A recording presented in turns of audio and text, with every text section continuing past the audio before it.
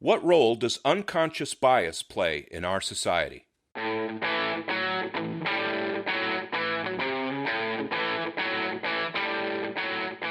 Welcome to the Hub for Important Ideas. I'm Steve James. And I'm Ken Swain. In this episode, we discuss the unconscious basis of bias and what it means to our understanding of our society. We're going to play for you an interview we conducted with Dr. Henry Richards. Henry Richards, Ph.D., is a licensed clinical psychologist with over 2 decades of experience in the evaluation, assessment, and treatment of individuals in forensic and correctional contexts. He has managed large forensic and correctional programs and provided training and organizational consultation to states, counties, hospitals, as well as residential and outpatient programs. He has specialized experience and training in addictions, sex offender issues, and methodologies of personal and organizational transformation and change. He is also a novelist. Here's the interview with Dr. Richards. Henry, welcome to the Hub for Important Ideas. Thank you for being our guest. Good to be here. Great. Nice to see you again, Henry. Hi, Ken. Henry, our subject is the unconscious basis of bias. And before we get too far into the weeds, I want to just take a minute and define some of the terms that I hear and that we'll be using, because I'm hearing things like bias, discrimination, racism, white supremacy, and then, of course, the term xenophobia, which kind of rolls up a lot of these ideas into this notion of the stranger. Could you define some of these terms for us, please? Yes, and I think we may have to back up a little later because we said a mouthful when we say unconscious bias, unconscious, two big concepts there. Right. But we're starting with the bias portion, and I think that xenophobia is a good place to start. That's basically these fears, mistrust, and sometimes dislike and antagonism toward people who are not your people. They're not like you. Right. And so it's about one's identity. I identify with this group of people, and I don't like, trust, feel comfortable with people who are different. I don't want to be around them. I don't want to sit at their table. I don't want them to marry into my family. I don't want them, to the extreme. I don't want them in the same country. And that's not necessarily race. That could be Irish versus Italians. Right. Religion. Yeah. Right. Christian versus Muslim. Yeah. Right. And I think that's xenophobia is sort of the opposite of ethnocentrism, which is seeing your culture as central and important and using your culture and your ethnicity as a way of centering your life. And it doesn't necessarily imply that you have fears and anxieties and hatred of others. It's just a very positive sense of your culture and what it does for you. And ethnocentrism is, I think, pretty much universal. And that continuum of polarity between ethnocentrism and xenophobia, I think they're pretty much universal. Whereas Right. People have ethnocentrism, and it sometimes, when it gets to extremes, it starts to border on xenophobia, or when their sense of being centered in a culture is under attack or eroding, they tend to start moving toward also distrusting, disliking other people. And you see that in America, because being the melting pot, we have all of these different ethnicities around us. And so Italian versus Irish, that was, kind of a friendly rivalry, except in East Boston, if you're Irish and you wandered into East Boston, you'd be beaten for not being Italian. So it can go all the way over into the harmful xenophobia, right? If you let it.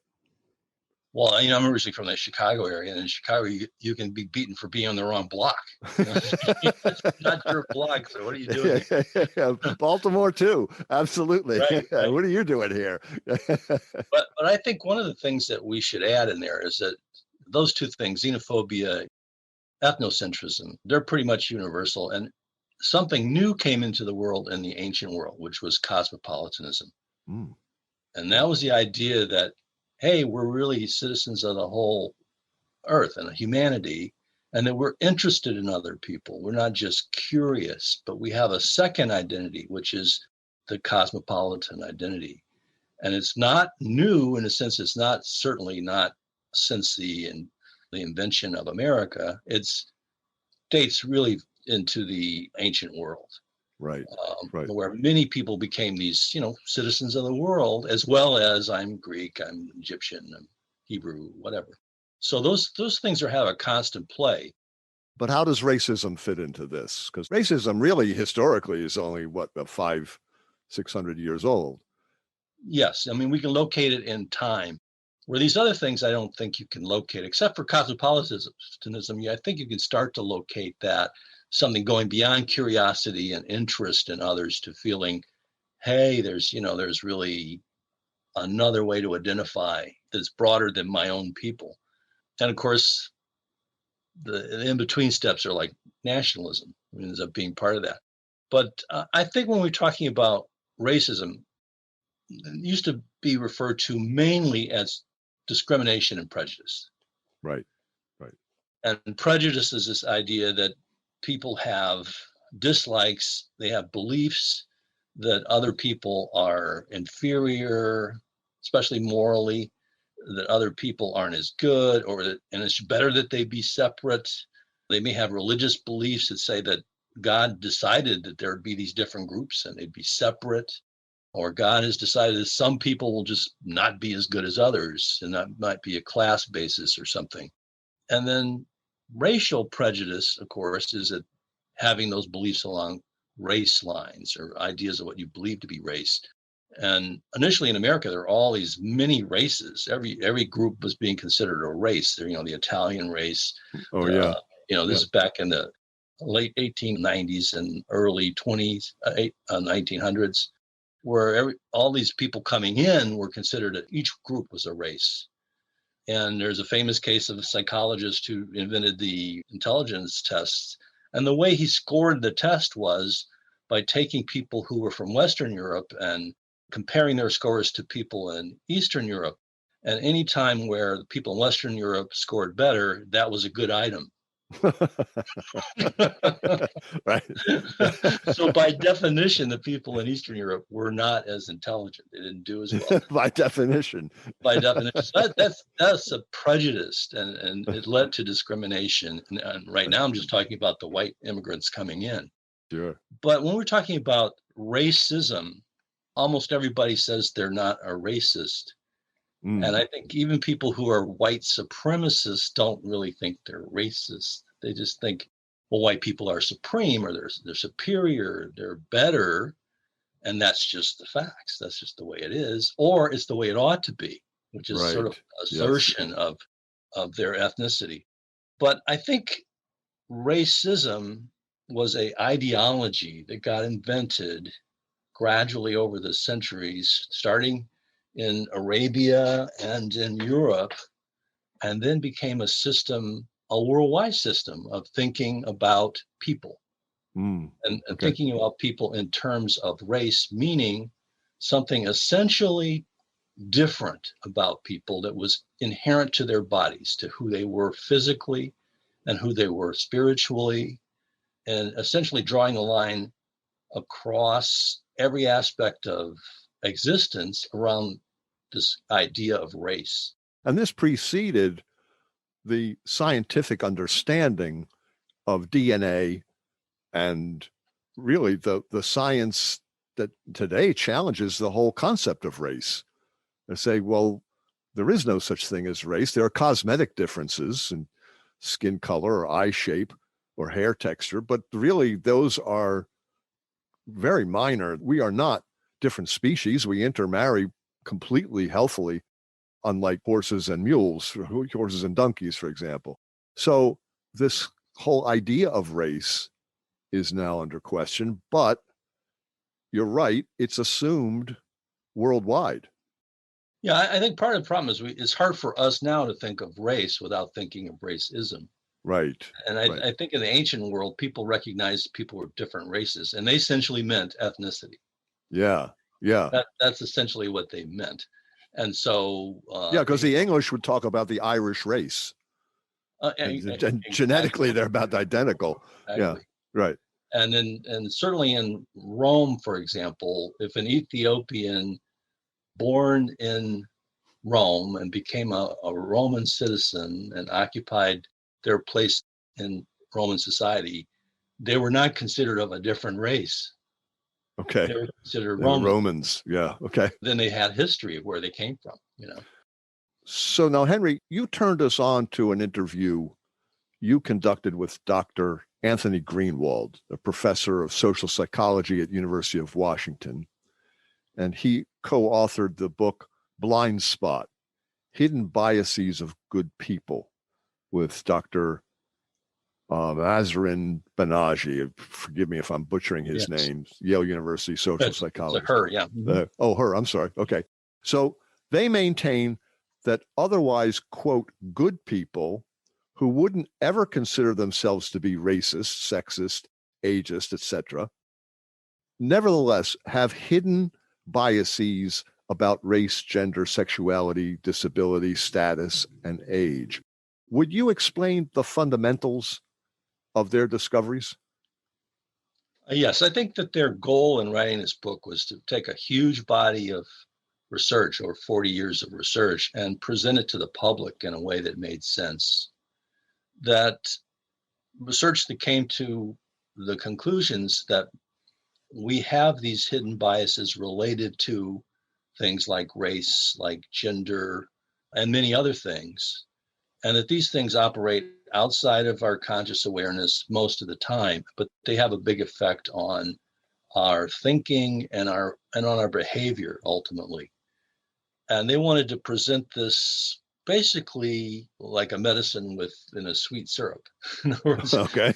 If you have these things, it doesn't mean you're a bad person. In fact, very unlikely you would not have them. In other words, as part of living in a culture, you're going to develop these kind of biases. And their work is based on the idea that the human mind exists in two systems. One is a conscious system where you're aware of things. It's very slow and deliberate. And it is based on associations and pulling associations consciously and deciding logically, does that thing fit with that thing? All the thinking that we do is in that system. And then another system, which is very, very fast and doesn't work on those rules. It works immediately to make decisions that provide for our security and safety and that lead us toward rewards and avoiding punishment and pain. And that part of the mind is, we could locate parts of the brain that does that work. And the amygdala is one area that does that work. And the amygdala is stimulated when we notice things that are possible rewards or possible threats. Right. Fight or flight kind fight of. Fight or flight or attraction. Ah, right. You know, sure. Something interesting also will stick, just something you're curious about. But things that might lead to a reward, I might actually win that promotion. Okay, your amygdala is going to light up when you think, well, I could do something and win that promotion.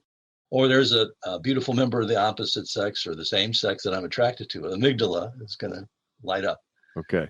Or things that seem like a threat, like I'm driving my same route to work and something out of the corner of my eye, there's a movement, my amygdala draws my attention immediately to that. I'm out of my daydreaming.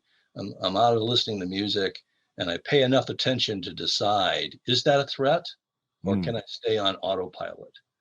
And what they're trying to present in this book, Blind Spots, is that we all have both of those systems, and that the second system, this unconscious system, is often attuned to things like race or gender and influence our decisions. For example, the decision to admit musicians into the most prestigious schools are very different if the musician is shown physically. You see the person's face. Oh yeah, I've seen that experiment. Yes. Yeah, it's important in literature when those interviews or debuts for acceptance or for a position in an orchestra are done without a screen, males overwhelmingly are appointed or selected. When it's done behind a screen, the ratio of males to females becomes about 50-50. Right. And more people of other ethnicities like Asians, African Americans, Yes, are selected. And essentially that means that you've removed that visual component, and that second system works primarily on the visual component. It doesn't need words. It doesn't need a verbal explanation of what's going on. And how does this relate? How does this relate to death anxiety? We're all informed by Ernest Becker, Denial of Death. How does this concept of the unconscious bias relate to death anxiety? Well, I think it relates to it through the concept of threat. That death anxiety, obviously, that's going to be connected to a system that alerts you to threats that might lead you to death, and including the idea of death, which is threatening. Even though death might be 30, 40, 50 years in the future, it's not like someone's holding a knife at your throat. It's not the fear of imminent death, but it's the dread of inevitable death. Yes, and the fear of pain and death gets attached to things that are symbolic of pain and death. So the idea that my culture is under attack, well, that doesn't mean I'm going to die, but from the standpoint of self-esteem and meaning, it does threaten my existence as a person of meaning. In other words, now I feel that I'm going to eventually die, and I won't even have my culture that intact to sustain the meaning of my whole life. Wow. And yeah. now it's an immediate threat. It's like the removal of the Confederate monuments in the South. Some people take that as a threat to who they are, as their self-esteem, their right to a heritage, and they feel deeply, often in terms of anger and resentment toward others who want to remove these things, that it's an outrage that these things would be removed, even though they were only put in place sometimes as late as the 1930s and 40s and even the 70s. These monuments to the Confederacy in place. Many people, not many, some people in the South respond as though it was there forever, and as though it was previously universally accepted. And all these things that's not true historically, but it does affect how they feel. And in terms of Black men, a Black male face, can that provoke these similar implicit associations you're talking about? Right. And we're getting there into what really was the method behind the science. And the method behind the science often used faces and still does. So the way the what's called implicit attitudes test works, when it's looking at attitudes toward different kinds of people, often faces are shown. So an individual sits down and they're shown faces, and they're asked to pair a certain kind of face, let's say male, with a certain kind of word, let's say words that represent strength. And then they're also asked to pair words with photographs of females with words that represent weakness. And at the same time, they're asked to switch. And during the course of the task, they're asked to switch. Now, when they see a face that is male, they're supposed to choose the word that indicates weakness. Or they see a woman's face, they're supposed to choose the word that indicates strength. And what the data shows is when people have the belief or attitude that men are stronger and women are weaker, their responses are much slower when they're asked to choose the word that goes against their underlying belief. So it's this completely unknown to them, unconscious response. It's just, but the test is recording their split-second decision or how long it takes them to make the decision.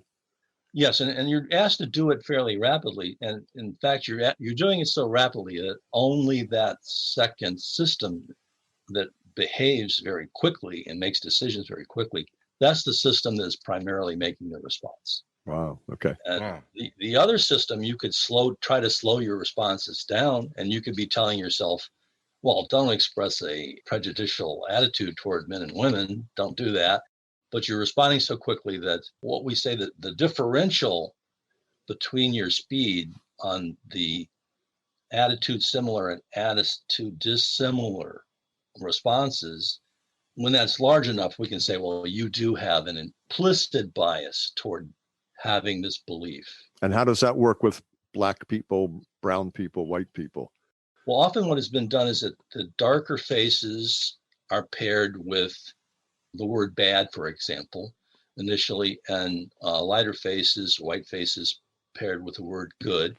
And then those pairings are reversed, and people are asked to continue to choose which word goes with that face.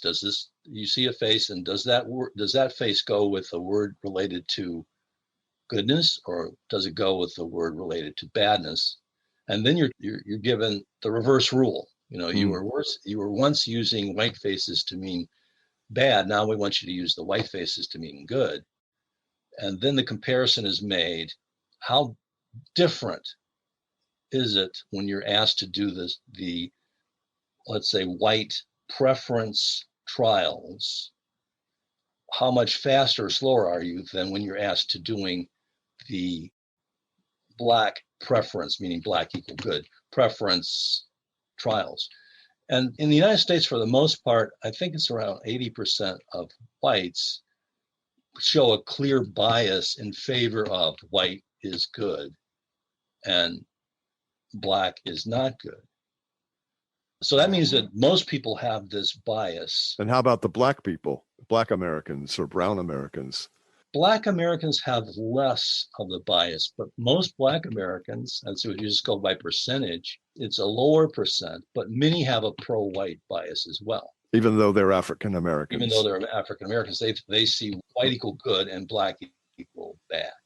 And then there's a larger percent among African Americans who don't have a bias. Okay.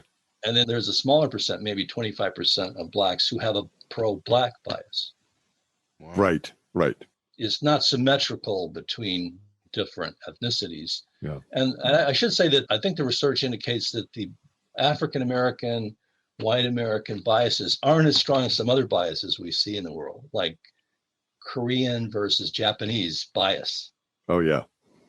Yeah. As measured by this test, can be much stronger. But when we look at some areas, there's a stronger effect in the United States, and specifically around violence. These tests show that African American male faces are very easily associated with weapons, crime, guns, violence.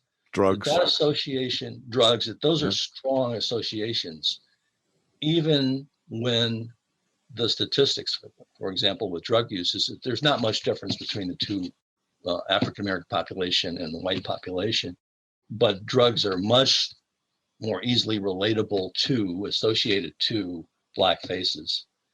And Henry, if I'm understanding you correctly, these biases come from a part of the mind that functions automatically and efficiently and does its work mostly outside of our conscious awareness. I'd like to ask, what's your take on bias and bigotry and white supremacy and racism from a psychological perspective, and how do you define these terms? Well, I think when we're looking at this implicit bias, we're looking at the individual's tendency to have automatic responses that are either positive or negative, or that may show bias, and that varies in different degrees. And since in America as a whole, white Americans have a strong pro-white bias, they tend strongly on this test to show that they automatically respond that white is good. And they have a strong bias to responding that Blacks and Black faces, especially Black male faces, are related to something bad. And they might not even know that about themselves. They probably wouldn't know it unless you take the test. And if you take the test, you might be told that and not believe it. Right. You might be told like, oh, that test is wrong. And, it couldn't be true. But that they have this outside of awareness and that it affects their behavior. And When we look at behaviors that you can test easily, like do people who score as having a high white bias and a bias towards seeing blacks as negatively, will they associate with black people in the same way as people who have a lower bias? And what we can find is that no, they don't. For example, in a place where people are allowed to just choose their seating, the people with the strong pro-white bias and strong black negative bias don't sit near black people. They sit further away. Okay. I mean, they literally, you can measure how far they sit away.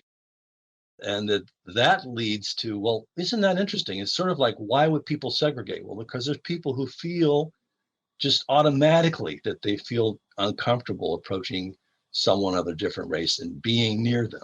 And this is all automatic. It's all automatic. Right. And I think what we're seeing in the implicit attitudes test is the result of centuries of racial thinking and racial laws and societal rules. It's nothing natural to these people. It's something that they've developed over their lifespan by just being part of our culture. So we're seeing an artifact of our culture that varies from individual to individual based on their experience, based on their education, Their upbringing. Yeah. If you had grown up in my household in the 1950s, 60s, you would be a white supremacist. The only reason I'm not is because I went to integrated schools and lived in an integrated neighborhood. Eventually, Right. The neighborhood changed as I was growing up. The school changed as I was growing up. And then I had black friends. And then I had a cognitive dissonance between the reality and the schoolyard and the classroom and the street and what I was being taught by my father and grandmother at home.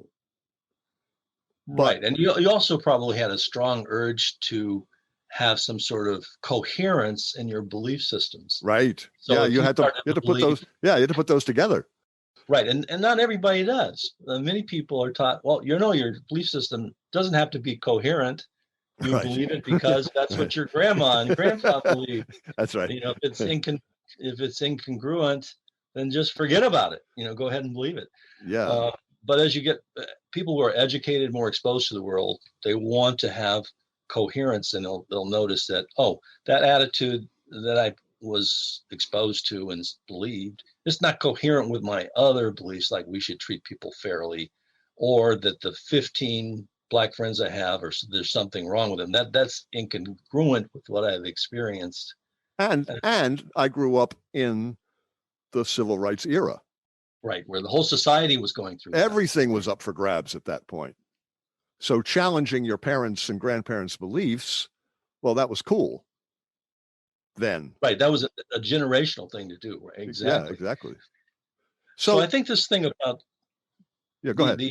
The question of how this fits into things like white supremacy is that it doesn't, in a way, because what we're looking at is these are the automatic responses of individuals, and they're probably people who have a fairly weak automatic bias in favor of whites, but they believe in white supremacism or supremacy because it's an ideology. It's an ideology in the same way that some of the strongest ideologies we've had were things like communism, socialism. White supremacy is an ideology that white people are better, should be dominant, should be in control, and that, coherent with that, things should be done to make sure that happens. It's an ideology. So we talk about white supremacist regimes like the apartheid regime in South Africa or Rhodesia. The laws and the social rules were that whites must always be in charge. They all must be superior, and the races must be separate because otherwise you can't maintain that. That's a specific ideology. Whereas in the Jim Crow South, there was a de facto practice of racial discrimination based on racism, an idea that whites and blacks are different and whites are superior. But it was generally less systematic and less overt an ideology in the United States. Now, certainly there were people in the South who worked with the apartheid regimes, the American South, worked with the apartheid and Rhodesian regime, they were part of a international white supremacist ideology in a similar way that the Communist International was a worldwide web of people who believed in that ideology and acted together. And we still have elements. In fact, it's interesting to try to track this. How many white Afrikaners and white supremacists, because not all the Afrikaners were supremacists, and white Rhodesians moved to the American South. Wow. Okay. I don't think many of them moved to Detroit. Okay. But they actually had connections with the white supremacist ideology. So that ideology of white supremacy, to the extent it was codified in the United States, it was something, for example, that the Nazis studied when they did the Nuremberg laws. They studied the Jim Crow laws in the South. And in fact, the Nazis decided that the Jim Crow rule, that one drop of black blood made you black, that was too extreme. To them, they said, that doesn't make any sense. And they came up, because we know people, that's just too extreme. So what they came up with is if you had 3 or 4 Jewish grandparents, you were Jewish. Oh, wow. Yeah. But in the United States, when people codified that rule in the South, it was, if we can find that you have any black heritage, then you're black. Yeah. Yeah. So you see that that's an idea. It's an ideology versus even an emotional reaction. And we know that in the South, black people and white people often felt comfortable with each other, even though many of the whites held this supremacist idea. And do you mind my asking, for the sake of our listeners who can't see us, you identify as a person of color, is that correct? Yeah, I'm African American in culture, history. Right. I'm a light-skinned black person. My father's very dark and my mother is very light. Right. In my family, we call you racial ambiguous, like my wife and my kids are all people of color, but some are what they say racially ambiguous. Right? They could be Italian or Middle Eastern, not necessarily African American. Right. Well, these ambiguities they lead to all sorts of things. Don't they? Yeah. Yeah. I had the experience of having my first date in a theater in Southern Illinois. I told my date to meet me inside because I didn't want to buy her ticket. So I go inside and I see her and I sit down next to her, and the usher came in and told me to move. Wow. I said, why? He says, you're sitting on the black people's side. And I said, oh, I was from the north and I didn't know what the deal was. I didn't even know it was segregated. There was no sign out. But the theater was de facto segregated with blacks on one side and whites on the other. And he told me you're on the wrong side. When I said, no, I'm not. I'm black. He said, oh, excuse me.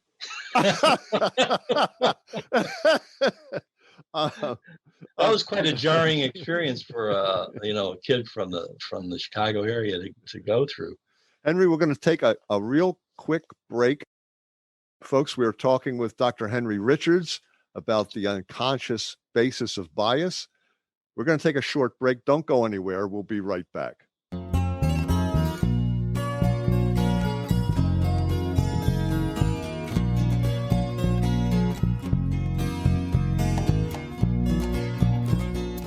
We're back with psychologist Henry Richards talking about race, bias, and the unconscious. So, Henry, this is fascinating what you've been talking about, because I've never really heard it delineated so clearly, the difference between ideology, which is a conscious belief system, could be a constructed conscious belief system, and the unconscious bias that is revealed by these tests that you're talking about. I think that's an excellent way to look at it. It brings us to the question of stereotypes, that we're guided by things that are outside of our awareness. And so we react to what our minds have created to explain the world in lightning speed. But what is the problem with stereotypes? Well, the problem with stereotypes is that they're often wrong. Right. And it basically leads to lazy thinking and to actions that are inconsistent with the reality in front of us. But we do all have various stereotypes, but we don't really have to use them without reflection. They're Right. not automatic. Sure. Is there a kernel of truth to stereotypes? Well, the social science on this is interesting. And what often happens is that if a group says that one group is stingy, and when you ask people in that group, are you stingy? They'll say, oh no, we're frugal. So there's some agreement. There's something different about our the bias or the emphasis in our culture toward not wasting things. But people who don't identify in the group might say those people tend to be stingy. And the people in the group say, oh, we're frugal. We're being responsible. Or we're Scottish. We're Scottish, yeah. Right? And we're frugal. That's what we do. Yeah. But so there's that tendency that the real differences between people can be interpreted negatively or positively. And for example, there are people who are anti-Semites, but they say, I want a Jewish accountant. Yeah, and a Jewish lawyer. And a Jewish lawyer, because they're using their stereotype to guide behavior. But not a Jewish rock and roll singer. Right, or a Jewish son-in-law. No, I don't want that. Right. But I want so it's like they're using that lazy thinking. And of course, if they do that, they're going to end up, if they do it without further, just reflectively, they're going to end up making a lot of mistakes. And so the stereotype, the problem with them is not criticizing them and expecting them to do all the work you should be doing with that first system, the conscious system. If people slow down and examine their stereotype, I believe that most women bosses are lenient, and well, that's good. It's a good stereotype. But I should really consider if that's true or not before I take the day off without asking my female boss. I may discover that she decides not to be lenient, and I've made the wrong decision based on not what I know about her, but just based on my attitude toward women bosses. So this gets us into the whole thing that our culture, our society is struggling with, which is the implicit bias that police show to African-American men, unarmed African-American men like George Floyd, what prosecutors show that juries and judges show toward them, that may or may not be ideological, depending on where they are, but may be implicit, that it might be a split-second decision on the part of a police officer to shoot an unarmed black man because of his stereotype, this implicit bias that's baked into us and it's baked into our system. But does everyone accept this? Is the IAT controversial? Well, it is, and of course it would be. The IAT, I think one of its most important values is that it undermines denial that the phenomenon of bias exists. Wow. It doesn't eliminate that denial, but the evidence from it undermines it. So, for example, if I take the IAT and it shows I have a strong pro-white bias, I may not believe it, but I'm sure going to think, well, how did it turn out that way? It seems to be true in all these other areas. And then I had to start thinking about myself. So I think that's a real advantage to it. But I think there's some legitimate basis other than just doubting the phenomenon of automatic responses.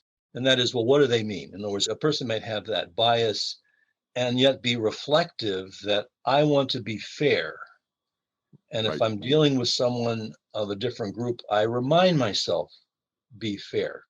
So you would say, well, that person, you won't see this bias showing up in all their behaviors. The opposite side of that, people who would say the IAT is going to redeem us, would say, well, but when you're making split-second decisions, it will affect you. And if one of those decisions is to shoot or not shoot, if you're a police officer, then that unconscious bias becomes a life or death issue. Right. And there have been many studies of police officers and simulated officers where people are trained that, you're going to be an officer, you're going to be in a situation, and they use video games basically, and they measure how many times a simulated white person is shot without a weapon and how many times a simulated black person is shot without a weapon. And almost invariably, the more black men are shot without a weapon. There have been a few studies that have shown, in fact, the reverse, where the police officers, there's one study in Spokane, where the police officers actually shot the white males more often. Mm. And it got much more play in the literature than it should have. And the reason why is that Spokane is not a representative police force. In other words, the minority group of most concerned in Spokane are Hispanic Americans and Native Americans. There's a black population in Spokane, but it's relatively small. So it's a really different world. Henry, we hear that conservative politicians are denying that there is a systemic racism in America. How does the IAT address that notion? Does it tell us anything about that?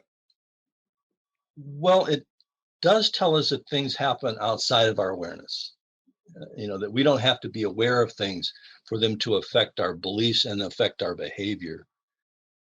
But like the ability to deny that the IAT has significance, you can deny that the pattern of decisions and the pattern and structure of laws in society that affect non-white people, that those have nothing to do with any form of bias or discrimination. And if you insist on holding on to that belief, the only way your other beliefs can be coherent is that you'll believe there's something wrong with those people of color. In other words, if you believe that there is no systematic attempt to decrease the achievements of people of color and the rewards they get for their achievements, then you'll have to believe that they haven't achieved because essentially they're not working hard, they're not trying hard. You could also have a more of a historical perspective that no one clued them in on how to use this system. That would be another way. But essentially, you're placing the fault with them and saying, well, no, since the system can't be biased, then it isn't biased. It's got to be them. Yeah. Right. I have to say, I actually worked in a place where I was told essentially by a white boss that I was going to be fired for saying that institutional racism existed. Wow. And my response was, you just gave me the best evidence of it. You said you're going to fire me because I say it exists. And I was luckily in a position to say, I don't think the governor will like that.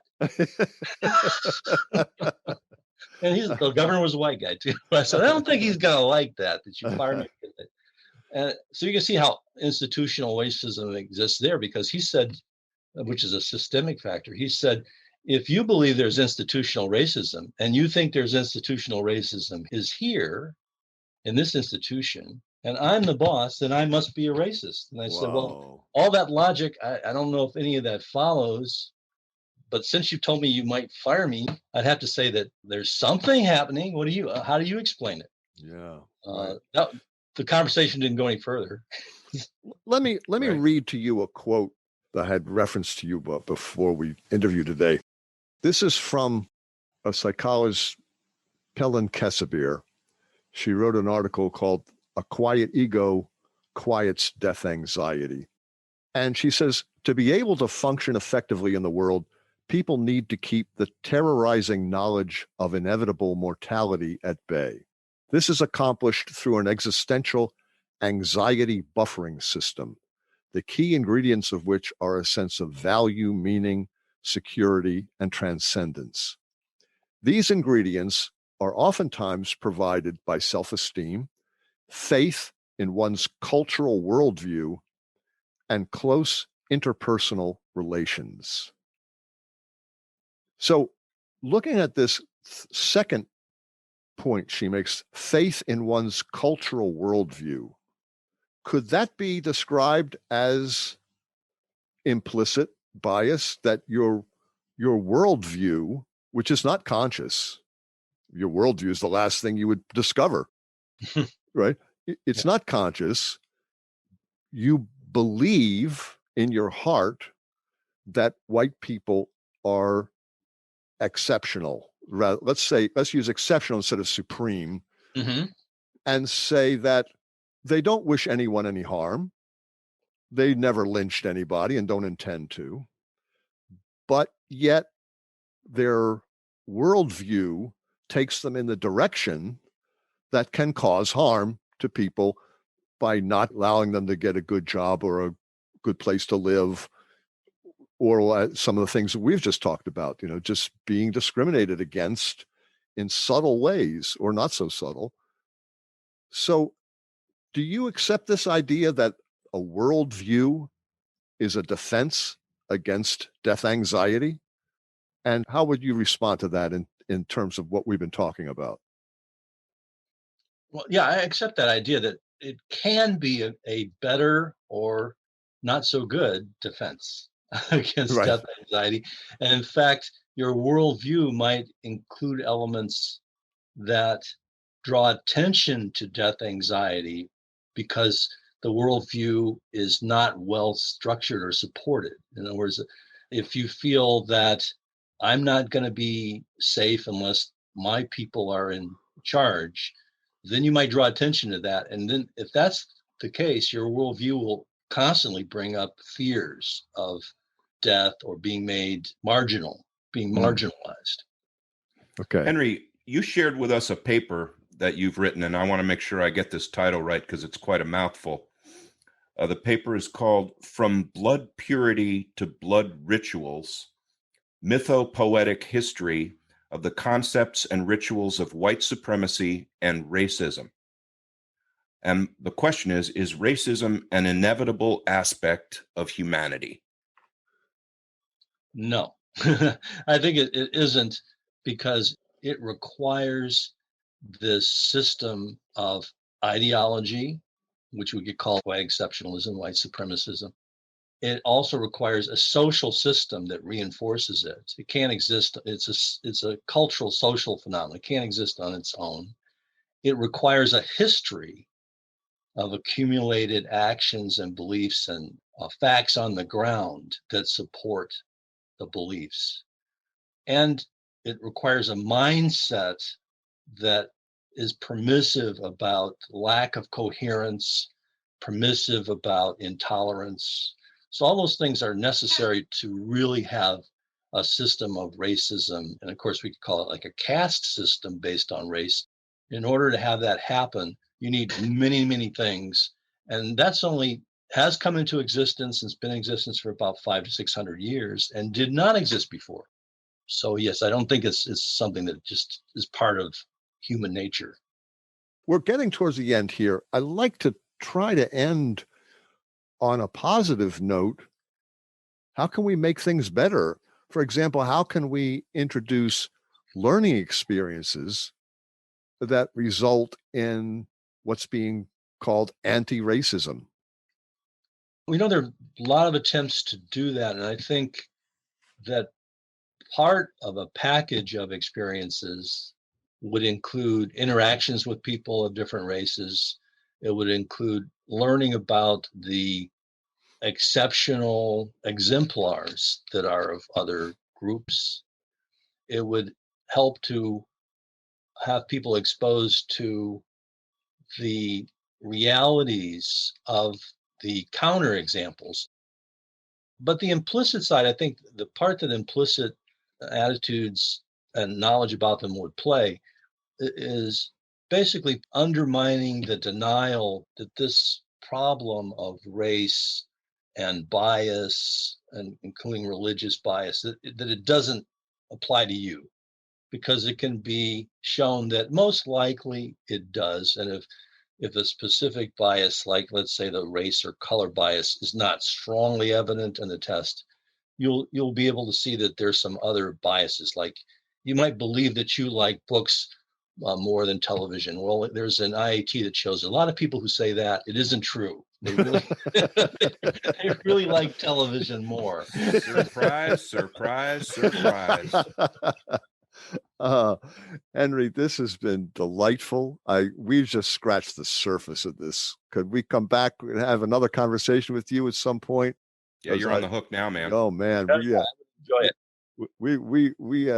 We have thoroughly enjoyed this, though, and thank you so much, folks. We've been talking with Dr. Henry Richards, psychologist, about implicit bias and all of these subjects related to it. Henry, thank you so much for being our guest today. Well, thanks for having me. Thanks, Henry. All right, take care and happy spring. Bye-bye. Bye-bye. Bye. You've been listening to an interview with Henry Richards discussing xenophobia, implicit white preference, ideology, racism, and possible hope. Ken, what's your takeaway? Well, I think Henry gave us a lot of things to think about. Yeah, a lot of subtle implications, that's for sure. I came away with 3 important ideas. Implicit bias is real. There's a difference between implicit bias and ideology. And racism today is not well understood. Right. I think those are the 3 big ideas here. Well, let's start with the first one. Implicit bias is real. To say that implicit white preference does not exist is, to me, just plain ignorant. According to Henry, about 80% of white Americans have an implicit preference for white people. About half of black people also prefer white faces. Right. So it's not at all unusual to find employers, bankers, real estate agents, and building owners, doctors, nurses, voters, judges, juries, and yes, police. The majority of Americans who would claim not to be racist have an unconscious bias towards African Americans. Henry says this unconscious system is often attuned to things like race or gender. I'm not saying implicit bias is a defense for murder of an unarmed black person. Derek Chauvin knelt on George Floyd's neck for 9 minutes, not exactly a split-second decision. But it is something that can explain some police shootings, and it is something that police need to know and understand in themselves.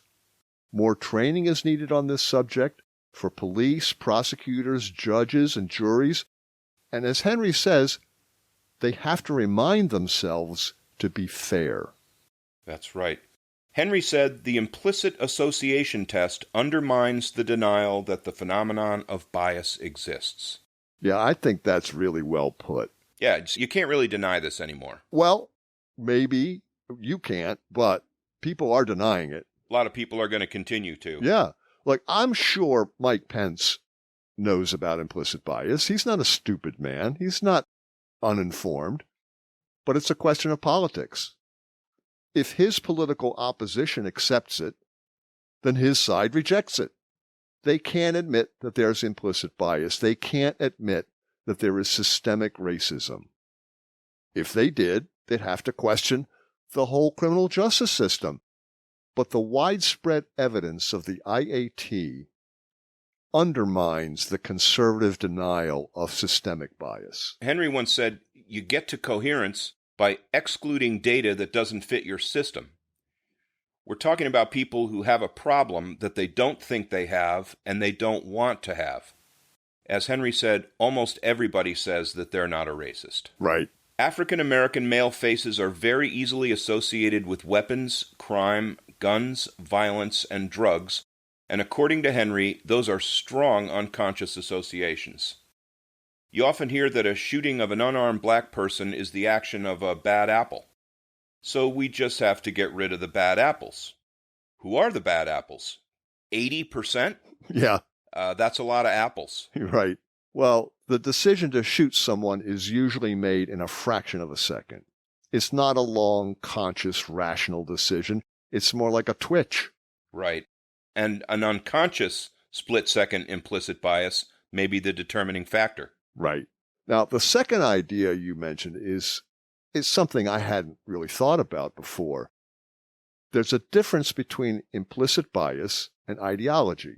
The first is unconscious and operates in an eye blink, and the second is conscious. Henry said that white supremacy is an ideology, that white people are better, should be dominant, should be in control, and that coherent with that, things should be done to make sure that that happens. Well, talking about ideology, it's safe to say that many liberals are consciously anti-racist while implicitly favoring white people. Right. Our liberal woke brethren are also rooted in ideology, and to them, if you're conservative and you have implicit bias, then you're a bad person. And white supremacy is something only bad people do, so therefore, I can't possibly have implicit bias. Yeah, and maybe this is where we all need a dose of humility. Yeah. Almost all of us are implicitly biased. Get over yourself. Agreed. We asked someone we know how they thought Donald Trump got 75 million votes, and their response was racism.